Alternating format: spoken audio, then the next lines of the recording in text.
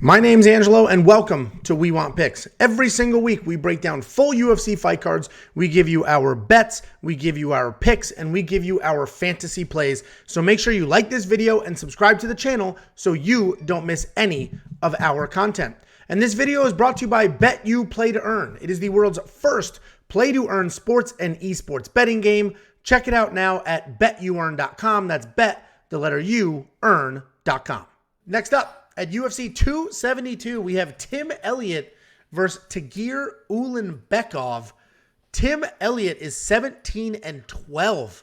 And that might be a surprising record for some of you because he's got some great wins. He's got a bunch of bad losses. He's had an interesting career, but 17-12 overall. He's 2-3 in his last 5. He's coming off the loss to Mateus Nikolai. Tagir Ulanbekov is 13-1 overall. He's 5-0 in his last 5, and that lone loss was all the way back in 2018. And Tim Elliott is the definition of grit. He's constantly coming forward. He makes every single fight dirty. He puts on a ton of pressure. He's got a ton of volume, and he will just stay in your face the entire time, even if he's the one getting the crap kicked out of him. He is just there in your face, coming forward. His striking is not technical, but it can be effective. And for him, he just moves forward and he just gets away with poor technique because he's in your face and he's just throwing punches and punches. His best asset is definitely his grappling, though. He moves really well on the ground. He's got submissions from everywhere on the ground. And even though he's so talented on the ground, he will make fight-losing decisions. A guy with, what's that quick math? 29 fights. He makes some really low IQ decisions at times. He'll just go from a dominant position to chasing a submission. Then all of a sudden, he'll lose it. And now a guy who was on top is now on his back getting elbowed in the mouth. Tagir Ulanbekov, he's a dominant come-forward wrestler. He's got just okay striking, but it's really there just to set up his wrestling. He does have a nice jab, and right behind that jab is a takedown attempt. Both of his UFC wins were very grappling heavy. He had 4 takedowns against Nascimento, 5 against Bruno Silva. And this entire card, you'll see as we go through it, the entire card is loaded with giant heavy favorites. I think a lot of the lines are wrong. This line has started to correct itself. Earlier in the week, Tagir Ulanbekov was more than a 3-1 favorite. And I agree, he should be a favorite, but 3-1 seemed high. This is now working its way back down. It's minus 255 instead of 320 or whatever it was at one point. So it is starting to correct itself. But, you know, the problem for me here is Tagir's an easy, obvious pick because of the wrestling, but he hasn't really fought the level of competition that Tim Elliott has. And yes, he's 2-0 in the UFC, but he was taken down 4 times in that Bruno Silva fight. So he took down Bruno 5 times. He won the fight, but Bruno took him down 4 times.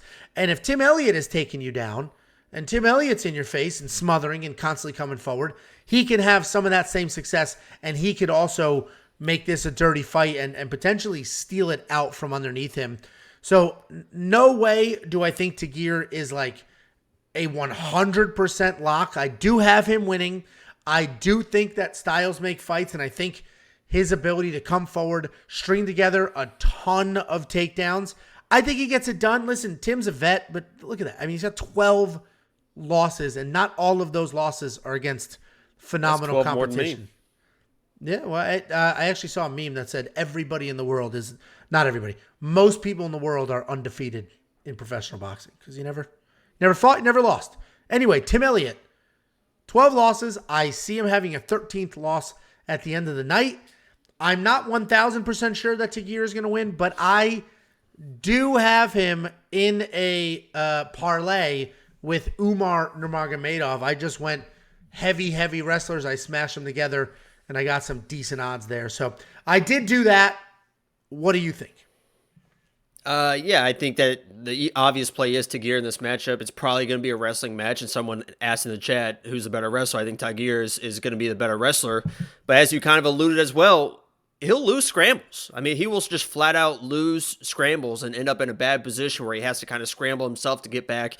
And then he just kind of gets another takedown after that happens, typically. That last fight was like a split, but that was just because the guy was kind of threatening submissions the whole time from the bottom. He pretty much dominated that whole fight. He was losing scrambles early, but he got control and pretty much dominated that fight on the ground, which I think is probably going to happen here. But He does lose scrambles, and some of his entries are a little sloppy, right? They're not like we saw Islam, right, on Saturday, where his entries are just boom. It's just like a rocket ship, and there's no room to, strike to do anything with it. With Tagir, it's a little bit slower. It's a little bit kind of just stand over and looking for feet. If you're Tim Elliott in those entries, you got to make him pay. When he's making those sloppy entries, you got to be there ready, and you got to make him pay on those entries. If Tim can do that, stuff a couple takedowns, win a couple scrambles, he could win a weird decision in this matchup. But I think the smart play probably is Tagir all the way in this matchup, just to strictly win the wrestling. Yeah, and I have enough confidence in him. Like I said, I think when we break down Umar Nurmagomedov, listen, that's he should win that fight, right? Tagir should win this. I have enough confidence that I parlayed him, but I see a path for Tim Elliott for sure. And if we take a look at their DraftKings prices, $9,000 to $7,200. Watch the dedicated DraftKings video for more insight specifically for DraftKings.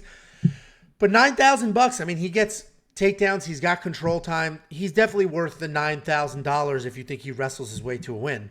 Takedowns are worth 5 points each. Control time. I mean, the DraftKings scoring system definitely favors stoppages and grappling. And even because he's so sloppy, he might score better because then you have reversals in there. Those are 5 points. And you even have even more takedowns. So, I mean, if Tim Elliott's able to scramble and then Tagir's reversing him, all of a sudden it's a takedown reversal, almost every single time. So, yeah, so I like him at $9,000. He'll be in my DraftKings lineup, and that's what I was saying before. There's a lot of expensive people in this card that I do like. So Tagir is the pick. Tagir will be in my DraftKings lineup. I have him parlayed in a bet with Umar Nurmagomedov that we'll break down in a little bit. Monkey knife fight. Man, this is probably another more. Tim Elliott's a really hard guy to stop. Really hard guy to stop. I imagine Tagir's going to be dictating the pace of this fight, so he should probably survive and win. So I think it's a more sort of war. What do you think? Yeah, I think it is too. I think unless there's like some weird, wacky submission, I think this is a distance fight where it's just kind of grinding the entire time, and it's probably a more. Well, if you guys want to place any of the bets and follow along, go to WeWantPicks.com/bets. We have 5 betting partners.